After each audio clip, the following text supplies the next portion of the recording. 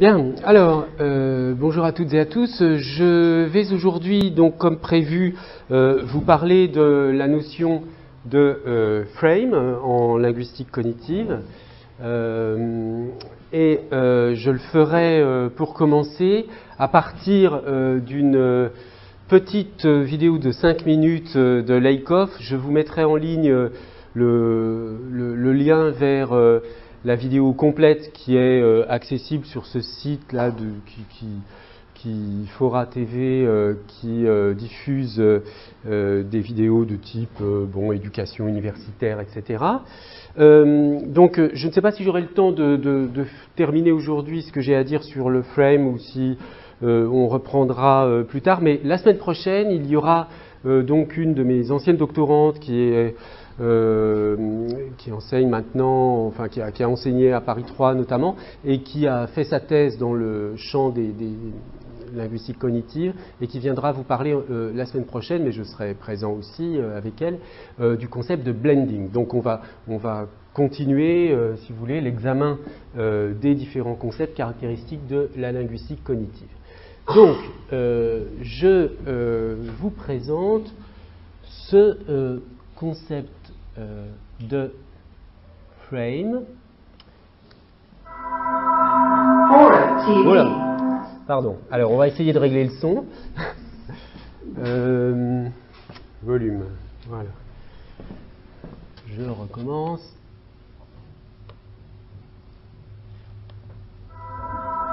Fora TV. The world is thinking. Framing is the most ordinary thing you do. You think in terms of structured scroll frames, and let me tell you just a bit about it. The work on this was done in the mid-1970s. 1974, frame analysis by Irving Goffman came out. 1975, the linguistic work of Charles Fillmore. Goffman looked at institutions and studied them by actually working in them. He worked in an insane asylum and in Las Vegas as a croupier in order to study them. Very serious research. Had to go to Las Vegas. Very scholarly. Now, what he discovered was this. Every institution is structured by a frame, and it has two parts. Roles or frame elements. For example, take a hospital. You have doctors, patients, nurses, orderlies, receptionists, instruments like scalpels, places like operating rooms. Those are the frame elements. Then there are scenarios. What happens in this frame? So, you know that surgeons operate on patients with scalpels in operating rooms, right? And lots of other things happen in the frame. So that is what a frame is. And you know the boundaries. For example, you walk into the hospital to visit a friend. You go to the reception desk, there's a doctor lying there, they hand you a scalpel, and they say, you're operating on this doctor. It doesn't fit the frame. And you know it doesn't. Okay? That is called breaking the frame. It's outside of it. You think in terms of those frames, and they are physically realized in the neural circuitry of your brain. And one of the things that my colleague Jerry Feldman and the students at Berkeley have done is figure out the kind of neural computation needed to characterize frames. And it's actually pretty simple. There's a reason why we think in this way.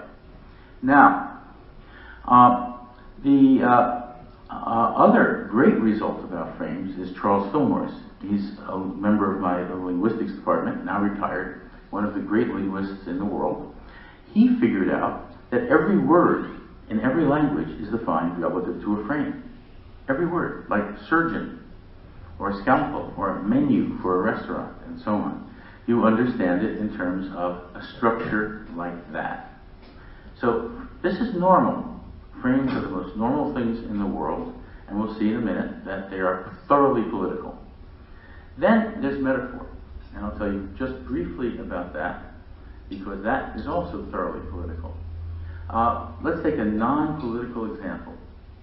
Take more is up and less is down, right? Or he's a warm person or a cold person. It's not just the language. You actually think in terms of those metaphors. You know, prices are going through the roof, not prices are going through the roof, not prices are going through the roof, down, right? More is up. Now, why is that? Well, we learned, first of all, that this is not just true here, but in many cultures around the world. And not only that, it's many things like that. There are hundreds of such metaphors that are true around the world. And they're learned very early, and you don't know that you've learned them. How did you learn them? Well, it goes like this. Suppose you're a little kid, a baby. You watch your mother pour formula into the bottle or water into a glass over and over every day. What's going on in your brain? Two parts of your brain are activated, one for quantity, one for verticality, and they're activated over and over and over, day after day, because the level always goes up. Or you're held as a child, and you feel affection and warmth together over and over, and that means your brain is activated in two places. One for affection, one for warmth, temperature in different parts of the brain.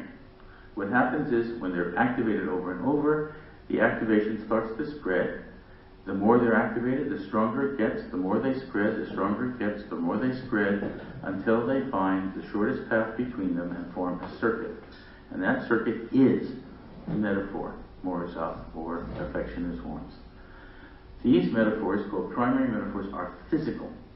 They're part of your physical brain. And by the time you're 6 or 7, you have learned hundreds. Voilà, alors je vous ai montré cette vidéo qui était intéressante parce qu'elle nous permet de faire un lien entre les métaphores conceptuelles et la question des frames. Alors on est un peu gêné pour la traduction en français. Je vous ai proposé une traduction en disant les cadres conceptuels, parce que en français dire les cadres, ça passe pas. Dans beaucoup d'articles écrits en français, les Français ne traduisent pas, utilisent frame. Mais je pense que cadre conceptuel pourrait passer. Il faudrait voir. Hein. Il y a de toute façon, il y a tout un travail de traduction des concepts de la linguistique cognitive en français et dans d'autres langues qui n'est pas fait et qui devra être fait à un moment donné. Et qui ne se fait pas tout bêtement parce que la plupart des gens qui publient dans ce domaine publient en anglais. Donc ne se pose pas la question de savoir comment on peut le dire en français. Mais évidemment, il suffit d'avoir réfléchi 5 minutes sur les enjeux de la traduction pour se dire qu'il y a quand même un intérêt d'essayer de traduire. Bref, passons sur ce point. Donc c'est pas tellement un lien, mais c'est entre donc métaphore. J'ai laissé les 2 dernières minutes au sujet de la métaphore, donc qui nous concernent moins, mais qui ont rappelé ce que nous avons déjà vu, avec cette idée peut-être plus claire que ce qu'on avait vu précédemment de la coactivation de zones du cerveau et qui fondent le lien établissant la métaphore. Par exemple, more is up, donc plus c'est vers le haut. Alors il donne l'exemple de un enfant qui voit des dizaines de fois sa mère remplir une bouteille, elle met plus d'eau et ça monte le niveau. Donc il va associer le haut au plus. Où il va, lors d'un moment d'affection, être dans les bras de sa mère, ressentir de l'affection et en même temps ressentir de la chaleur corporelle. Donc il va associer la valeur affective positive avec du chaud, etc., etc. Et c'est ce genre de coactivation qui, selon Lakoff, mais à ma connaissance, il n'y a pas, ça reste une espèce d'hypothèse un peu théorique. Je ne pense pas qu'il y ait des travaux, à ma connaissance, je ne connais pas de travaux vraiment, disons, de neuropsychologie attestant vraiment ces liens. C'est une hypothèse, ça reste une hypothèse pour Lakoff. Mais enfin, bon, c'est une hypothèse tout à fait raisonnable. Alors, donc, c'est une vidéo dans laquelle il présente, vous voyez, elle était datée de 2008, ça fait quelques années, mais enfin relativement récent. Il présente les concepts fondamentaux pour l'exploitation de la linguistique dans l'analyse politique, et les 2 premiers concepts qui arrivent, c'est ça, c'est la métaphore et le concept de cadre conceptuel de frame. Donc on a déjà beaucoup parlé de la métaphore, je ne vais pas y revenir, et on va s'intéresser à la notion de frame. Alors, la notion date donc des années 70, elle a été introduite d'abord par Goffman, qui donc l'a définie de la façon suivante. Hein, le frame, c'est la définition d'une situation, c'est une façon de définir une situation, donc des principes d'organisation qui régissent les événements et qui régissent aussi notre implication subjective dans ces événements. Donc le concept vient d'ailleurs que de la linguistique, hein, mais il a été ensuite intégré pleinement à l'analyse linguistique par, très peu de temps après, hein, vous voyez, 75, par Fillmore, donc il a tout à fait raison de dire que c'est un des plus grands linguistes du XXe siècle. Alors, quelques mots rapidement sur Fillmore. Donc il était à Berkeley avec Lakoff, et donc il a commencé par étudier, disons, comme Lakoff d'ailleurs, il se situait dans la perspective chomskienne au début, mais étant sensible à l'insuffisance de la dimension syntaxique dans l'analyse des langues, il a commencé à proposer des analyses sémantiques, à essayer de faire quelque chose qui pouvait être vaguement inspiré de la grammaire générative, mais pour la dimension sémantique, ce qui l'a amené à faire une sorte de grammaire des cas, donc case grammar, et ensuite donc à développer la sémantique des cadres. Alors, je vous parlerai ensuite donc de FrameNet, qui est donc un projet sous forme d'une plateforme numérique qui est importante, que vous pouvez utiliser dans certains travaux de recherche et dont je vais vous faire une rapide présentation. Est-ce que je peux passer à la diapo d'après avec ça ?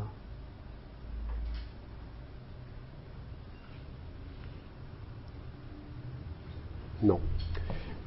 Alors, donc, les cadres conceptuels. Je récapitule là ce que disait Lakoff à ce sujet. Donc, il est clair pour lui que, on l'a vu, on pense en termes de métaphores, mais on pense aussi en termes de cadres conceptuels. Il faudra voir comment ces deux choses s'articulent.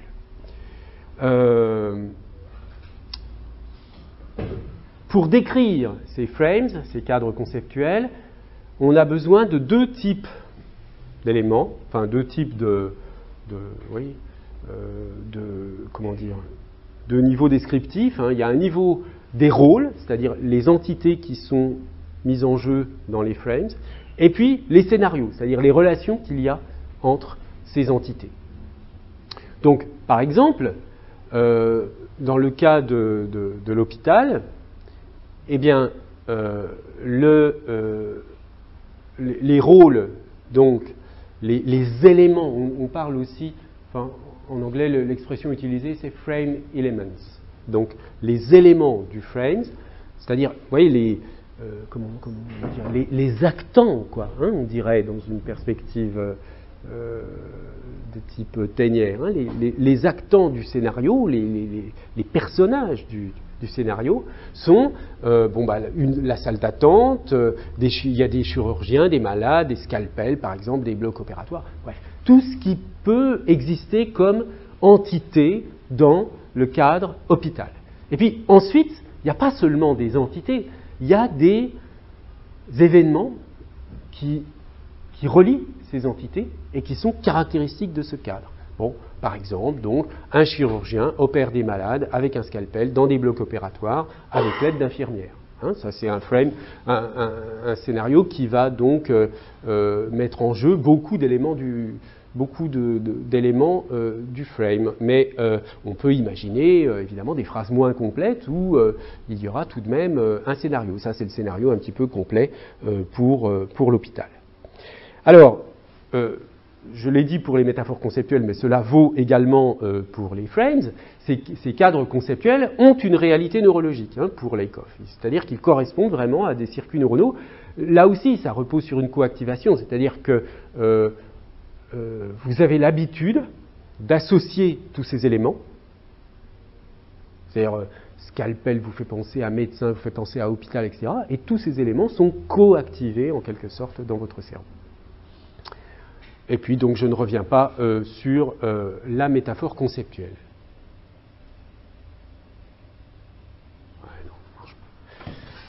non, alors, je prends ici quelques citations de Fillmore pour analyser d'un peu plus près le concept de frame semantics, de frame, donc de cadre conceptuel. Alors, qu'est-ce qu'il a voulu faire? Avec ce terme de... Donc je traduis un peu sauvagement, hein, vous corrigez si vous avez une meilleure traduction. Avec ce terme de frame semantics, j'ai en tête un programme de recherche en sémantique empirique, donc c'est-à-dire là c'est pas de la simple théorie, il s'agit de décrire sémantiquement des éléments et des textes, enfin, etc.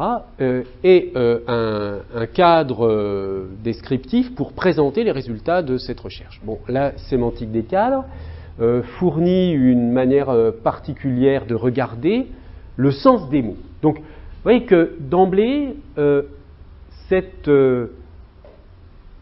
sémantique des frames, elle se présente, enfin, disons, cette théorie des frames se présente comme une sémantique. C'est une certaine façon d'analyser le sens des mots. Hein. Donc, c'est de la sémantique. Donc, une certaine façon de voir le sens des mots, autant qu'une façon de caractériser des principes pour créer de nouveaux mots, de nouvelles phrases, pour ajouter de nouvelles significations aux mots, ou pour les assembler, pour assembler la signification d'éléments dans un texte dans le sens global du texte. Avec le terme de frame, j'ai dans l'esprit tout système de concepts reliés de telle façon que pour comprendre l'un d'eux, il faut comprendre la structure dans laquelle il se trouve. Lorsqu'un des éléments d'une telle structure est introduit dans un texte ou dans une conversation, tous les autres sont automatiquement disponibles.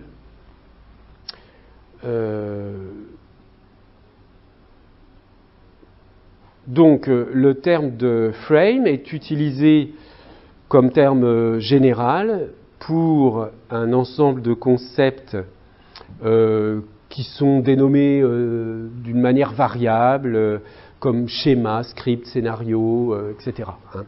Donc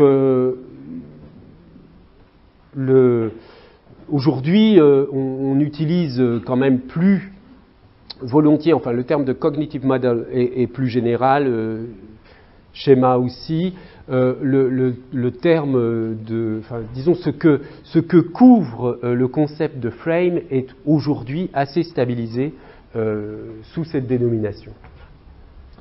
Donc, en gros, pour l'instant, dans cette citation, on a simplement l'idée que c'est une certaine façon de voir le sens des mots, donc c'est une perspective sémantique, et c'est une perspective sémantique qui vise non pas à analyser le sens des mots d'une manière isolée, mais à voir le sens des mots comme appartenant à des grands réseaux conceptuels. Alors, je vais vous donner 3 exemples. Le premier étant le plus simple, les 2 autres faisant apparaître d'autres aspects et faisant le lien avec le concept de prototype qu'on a vu au premier semestre. Alors, le premier exemple, il est très connu, c'est l'exemple de l'échange commercial. Il y a aussi l'exemple du restaurant, bon, je vous en dirai un petit mot, puisque Laikoff aussi en parlait à un moment donné. Donc, l'échange commercial.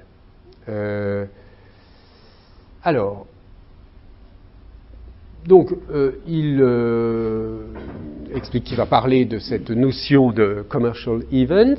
En particulier, j'ai essayé de montrer qu'il y avait un grand ensemble de verbes qui peuvent être reliés sémantiquement les uns aux autres en fonction des différentes façons dont ils évoquent ou présentent la scène générale de la vente. Alors, les éléments de cette chaîne schématique incluent alors, une personne intéressée pour échanger de l'argent contre des biens, donc c'est l'acheteur. Ensuite, il y a une personne qui va échanger des biens pour de l'argent, c'est le vendeur. Il y a les biens eux-mêmes, the goods, et puis l'argent qui sert à effectuer la transaction. Donc, vous avez le vendeur, l'acheteur, l'argent et la chose qu'on achète ou qu'on vend. Bien, ce sont les éléments du frame. En utilisant, donc je poursuis la traduction de la citation, en utilisant les termes de ce réseau, il était ensuite possible de dire que le verbe acheter focalise sur l'action de l'acheteur à l'égard des marchandises, en laissant à l'arrière-plan le vendeur et l'argent. Le verbe vendre se focalise sur l'action du vendeur à l'égard donc des marchandises et laisse à son tour en arrière-plan l'acheteur et l'argent. Avec le verbe payer, on se concentre sur l'action de l'acheteur à l'égard de l'argent et le vendeur à l'égard de l'argent et du vendeur, et puis ce sont les marchandises qui sont mises à l'arrière-plan, etc., etc. Donc, en fait, ce que veut montrer Lakoff dans cet exemple, c'est que on a un frame complet qui est donc le frame de l'échange commercial, qui inclut des éléments, qui inclut des actions, donc un scénario, c'est-à-dire il y a des éléments et puis il y a un scénario. Le scénario ici peut être résumé comme cela a été résumé dans la citation, c'est-à-dire un acheteur achète un bien à un vendeur en donnant de l'argent. Bon voilà, ça c'est le scénario. Et puis les éléments du scénario, the framed elements, c'est donc l'acheteur, les biens, etc. Bon. Alors on a le scénario, on a les éléments, ça forme un frame, et en fait, le point de vue sémantique qui est impliqué par ce cadre théorique, c'est de dire qu'en utilisant tel ou tel nom, tel ou tel substantif, tel ou tel verbe, on va éclairer le frame dans une certaine perspective. On va mettre en évidence certains aspects du frame et laisser d'autres aspects dans l'ombre. Ça veut dire que l'ensemble du frame n'est pas évoqué à chaque occurrence d'un élément du frame. Ça veut dire qu'un élément va véhiculer une certaine focalisation, pour le dire comme ça, sur le frame. Disons une focalisation sur certains, pour être plus précis, une focalisation sur certains aspects du frame. Alors, je donne la dernière partie de la citation, je traduis la dernière partie de la citation. Le point important dans cette description était de défendre l'idée que personne ne peut être dit connaître la signification de ces verbes s'il ne connaît pas les détails du genre de scène qu'ils fournissent avec les arrière-plans, etc. On ne peut pas connaître le sens d'un de ces mots si on ne connaît pas le sens de tous les autres, en gros. C'est ça l'idée. Oui ? Est-ce que c'est vrai pour toute époque ou c'est uniquement pour une époque ? Non, c'est vraiment une analyse qui a une valeur en linguistique générale, hein, théorique. C'est-à-dire que pour n'importe quelle langue, pour n'importe quelle époque, on peut décrire sémantiquement les structures en termes de cadre. L'échange commercial, il va éventuellement pouvoir... Je parle de la théorie générale du frame. Vous parliez en fait de l'échange commercial. Oui, alors non, on peut imaginer que dans un autre contexte culturel, le scénario soit un peu différent, hein, c'est vrai, et qu'il y ait d'autres paramètres qui entrent en jeu.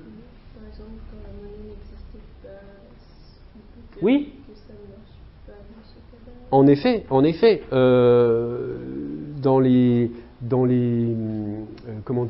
dans les cultures où on pratique l'échange et pas où on n'a pas de monnaie, où on échange, il va y avoir un autre frame qui ne va pas être un frame de l'échange commercial, il faudra l'appeler autrement, ce sera un frame spécifique à cette culture. Ce qui est général, c'est le concept de frame, hein, et ensuite, évidemment, chaque réalisation linguistique va dépendre donc de la culture considérée. Alors, un deuxième exemple différent, l'exemple de l'orphelin qui vise, lui, non pas à illustrer aussi clairement un cas de relation entre des éléments d'un frame et puis un scénario. Un autre exemple, oui, j'en parlais tout à l'heure, je vous le signale en passant, parce qu'il est très très célèbre et très souvent commenté, je ne l'ai pas repris ici, c'est l'exemple du restaurant, hein. C'est-à-dire que dans le frame du restaurant, c'est que dans un restaurant, vous avez quoi? Vous avez, on vous sert des repas, il y a des serveurs, il y a un cuisinier, il y a des tables, etc., etc. Hein, il y a un certain nombre d'éléments. Et puis le frame d'un restaurant, c'est que vous entrez dans le restaurant, vous commandez, on vous apporte un repas, vous payez, vous partez. Bon. Donc il y a un scénario prévisible qui est impliqué dans, par exemple, le mot menu ou dans le mot table de restaurant, etc., etc. Enfin, Alors, l'exemple de l'orphelin vise à montrer le rapport entre, disons, les prototypes d'arrière-plan qui sont sollicités dans l'analyse sémantique. C'est un exemple qui vise, mais toujours vous verrez dans une autre citation par la suite, mais toujours dans la sémantique des cadres conceptuels, à montrer que ces cadres jouent un rôle, mais qu'ils jouent un rôle parfois sur la structuration des concepts d'arrière-plan. Alors l'exemple donc de l'orphelin, c'est l'idée que... et donc à chaque fois, l'idée est de dire qu'on ne peut pas définir le sens d'un mot isolément. Donc on peut définir un orphelin, je traduis à nouveau, on peut définir un orphelin comme un enfant dont les parents ne vivent plus, et comprendre cette catégorie comme étant motivé par un arrière-plan d'une certaine sorte. C'est ça qui va être intéressant, l'arrière-plan. En fait, dans cet arrière-plan, dans ce monde d'arrière-plan qui est assumé, hein, qui est évident pour tout le monde, les enfants dépendent de leurs parents et les parents acceptent cette responsabilité de fournir du soin, de l'éducation, etc., sans poser de questions particulières. Donc une personne sans parents a un statut spécial pour la société, mais seulement jusqu'à un certain âge. Parce que pendant cette période, la société a besoin de fournir une certaine sorte de soins, d'instruction, etc. Donc, la catégorie orphelin n'a pas besoin d'avoir à l'intérieur d'elle-même, c'est-à-dire, si vous voulez, dans une sorte de sémantique isolée du mot, hein, on n'a pas besoin de prévoir dans la catégorie orphelin la moindre spécification sur l'âge à partir duquel il n'est plus pertinent de parler de quelqu'un comme d'un orphelin. Je n'ai pas vérifié, mais il faudrait vérifier la définition de orphelin dans un dictionnaire. On va vous dire peut-être, je ne sais pas si vous avez, vous pouvez vérifier sur votre téléphone si vous avez accès, je sais pas, au TLFI ou à n'importe quoi d'autre pour une définition de orphelin, mais on ne précisera jamais, c'est à peu près sûr dans la définition d'orphelin, à partir de quel âge on ne peut plus vraiment parler d'orphelin. Bon. Donc, on va dire peut-être un enfant, mais on ne va pas dire ça finit quand l'enfance, à quel âge, hein, c'est pas très très bien défini. Il y a de grands enfants parfois. Donc l'idée c'est que on n'a pas besoin de prévoir l'âge à partir duquel on n'est plus un orphelin dans la définition du mot orphelin. Et pourquoi on n'a pas besoin de ça? Eh bien, parce que cette chose-là, on la comprend comme étant un prototype d'arrière-plan, hein, qui est fourni par, si vous voulez, la connaissance de la culture dans laquelle on vit. Un enfant d'une vingtaine d'années est en général vu comme étant capable de prendre soin de lui-même et il a passé l'âge d'être guidé, etc., par sa famille. Et c'est cette information d'arrière-plan qui va déterminer le fait que le mot orphelin ne serait certainement pas approprié pour un garçon de cet âge. Et c'est plutôt cette information d'arrière-plan qu'une information qui serait séparément incluse dans la description, qui serait isolée, qui serait identifiable dans la description de la signification du mot. Dans la situation prototypique, un orphelin est vu comme quelqu'un qui est susceptible de pitié et d'attention, disons. Et là, il donne une plaisanterie au sujet donc d'un jeune homme au procès du meurtre de ses parents. Donc un jeune homme qui a lui-même tué ses parents et qui se défend en disant « mais je suis un pauvre orphelin ». Donc évidemment, on ne va pas considérer comme orphelin un enfant qui a tué ses propres parents. Hein, disons, le sens du mot ne prévoit pas cela.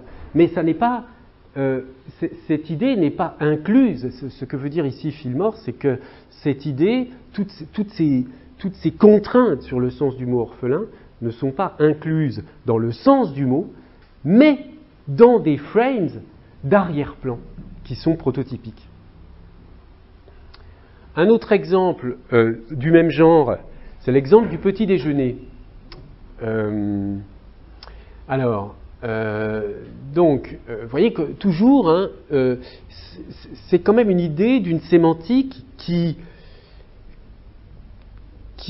reconnaît qu'elle dépend des arrière-plans sociologiques, culturels, etc. Hein. Ce n'est pas une sémantique hors sol. C'est pas une sémantique, disons, purement structurale, etc. C'est une sémantique qui tient compte des valeurs, des idées existant dans une culture donnée, et puis du fonctionnement du système cognitif. Donc, vous voyez que ce qui est intéressant, je trouve, dans les approches cognitives, c'est que on tient à la fois l'aspect individuel, cognitif, voire cérébral du langage, mais aussi son aspect social, etc. Alors, voilà l'exemple du mot petit déjeuner. Pour comprendre, donc je traduis à nouveau, pour comprendre ce mot, il faut comprendre la pratique dans notre culture d'avoir 3 repas dans la journée, à des heures plus ou moins établies dans la journée, et pour un de ces repas, et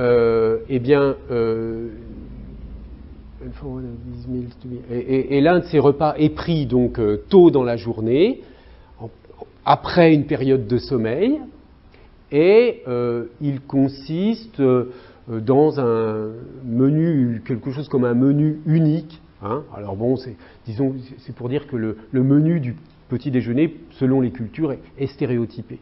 Hein. D'ailleurs, dans les restaurants, vous voyez, est-ce que vous prenez un petit déjeuner américain ou un petit déjeuner français, etc. On voit bien que le petit déjeuner est stéréotypé en fonction de la culture.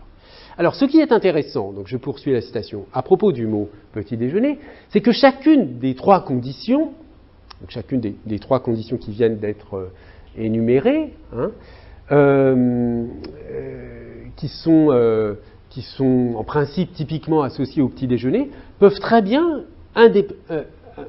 indépendamment les unes des autres, être complètement absente, mais permettre toujours aux locuteurs natifs de la langue considérée d'utiliser ce mot petit déjeuner. Par exemple, donc, il va donner 3 situations où à chaque fois un des paramètres est absent. Les 3 paramètres étant donc que il y a une certaine heure qui correspond, le matin, il y a l'idée que c'est après une période de sommeil, et il y a l'idée qu'un petit déjeuner dans une culture donnée, c'est un certain type de repas, on mange certaines choses. Donc c'est peut-être 3 conditions. Alors il dit, voilà, la première condition peut très bien ne pas être remplie. Par exemple, le fait que quelqu'un travaille toute la nuit sans dormir, et ensuite prennent un repas avec des œufs, des toasts, du café, du jus d'orange, et qu'on puisse très bien appeler ça un petit déjeuner, montre bien que le fait que le petit déjeuner se prenne après avoir dormi n'est pas une contrainte absolue. Donc, c'est ça, la contrainte post-sleep n'est pas un critère définitif, enfin obligatoire. Le fait que quelqu'un puisse dormir le matin, se réveiller à 3 heures de l'après-midi, et puis s'asseoir et manger un repas fait d'œufs, de toast, de café, de jus d'orange, etc. Et puis, il prend son petit déjeuner, à 3 heures de l'après-midi. C'est parfaitement possible. J'ai l'impression que ça rappelle des souvenirs à certains. Bon, ça ne nous gêne pas pour parler de petit déjeuner. Pourtant, il y a quand même une des caractéristiques propres du petit déjeuner. Si vous demandez des gens qu'est-ce que c'est un petit déjeuner, en général, ils vont dire c'est quelque chose qu'on prend le matin après avoir dormi. Bon, vous pouvez prendre un petit déjeuner à 3 heures de l'après-midi. Et puis, enfin, dernier critère, le fait qu'une personne puisse dormir, se réveiller le matin, et puis manger des choses, une tarte au chocolat, cabbage soup, enfin, manger n'importe quoi d'autre en guise de petit déjeuner, ça va être quand même considéré... voilà, vous levez le matin, vous mangez un poulet rôti, vous allez dire, je mange mon petit déjeuner, c'est un poulet rôti, voilà, ça ne va pas vous empêcher de dire qu'il s'agit d'un petit déjeuner. Bien que dans les restaurants, on ait des... Alors, ce que je veux dire, ce que nous voulons dire, lorsqu'on utilise, lorsqu'on observe ce type de phénomène, des phénomènes de ce genre, c'est que ce n'est pas que nous avons échoué à capturer le cœur du sens des mots, mais plutôt que le mot nous donne une catégorie qui peut être utilisée dans différents contextes, et cet ensemble de contextes étant déterminé par de multiples aspects de son usage prototypique. L'usage prototypique, celui qu'il a lorsque les conditions de la situation d'arrière-plan correspondent plus ou moins précisément au prototype. Alors, cela conduit à une définition, disons cette fois-ci plus générale, plus précise. Donc ce seront les 2 dernières citations que je vais commenter. Le cadre théorique descriptif que je suis en train de mettre en place, dit-il à cet endroit du texte, compte tenu de toutes les considérations antérieures, c'est un cadre dans lequel les mots et les autres formes linguistiques et catégories sont vus comme indexant, c'est une traduction un peu littérale, on pourrait peut-être trouver mieux, mais des catégories sémantiques et cognitives qui sont elles-mêmes reconnues comme participant à des structures conceptuelles plus larges d'une certaine sorte. Donc ces structures conceptuelles plus larges d'une certaine sorte, vous voyez poindre le frame ici. Tout cela étant rendu intelligible grâce à une connaissance des sortes de situations, de contextes dans lesquels une communauté trouve le besoin de faire appel à de telles catégories et de rendre ces catégories disponibles à ses participants. Un arrière-plan d'expérience et de pratique avec ces contextes peut émerger, les catégories, les contextes et les arrière-plans eux-mêmes étant compris en termes de prototypes. Premier point. Ensuite, il introduit spécifiquement la notion de frame. Le frame comme concept, comme notion, joue un rôle dans la description des significations linguistiques. C'est un système de catégories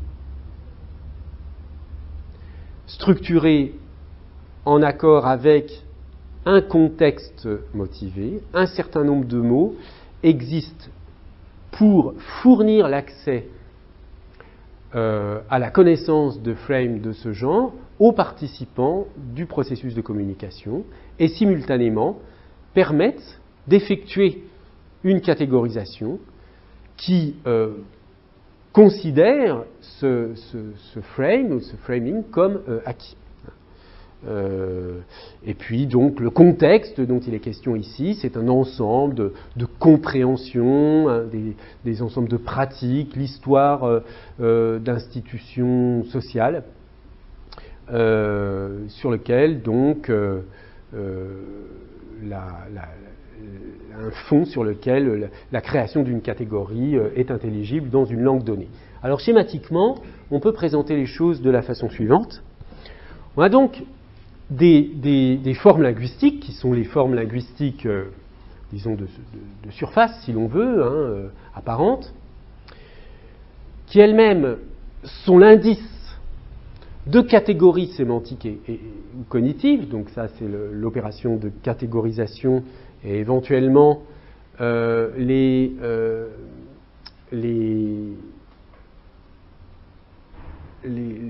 relations de métaphore, de métaphorisation, les concepts métaphoriques qui peuvent éventuellement être pris en considération ici.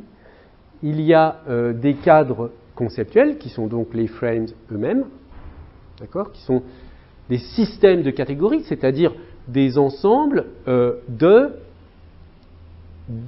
frame elements, donc de participants au scénario, et le scénario lui-même. Ça forme un cadre conceptuel qui est un système de catégories. Et puis, ces systèmes de catégories, on l'a vu en commentant les citations précédentes, en traduisant et en commentant les citations précédentes, ils sont motivés par des contextes qui sont des contextes liés à des pratiques sociales, à l'histoire des institutions, etc., etc. Alors, maintenant, disons un mot du projet FrameNet, alors, qui est accessible sur ce lien que je vous indiquerai, que je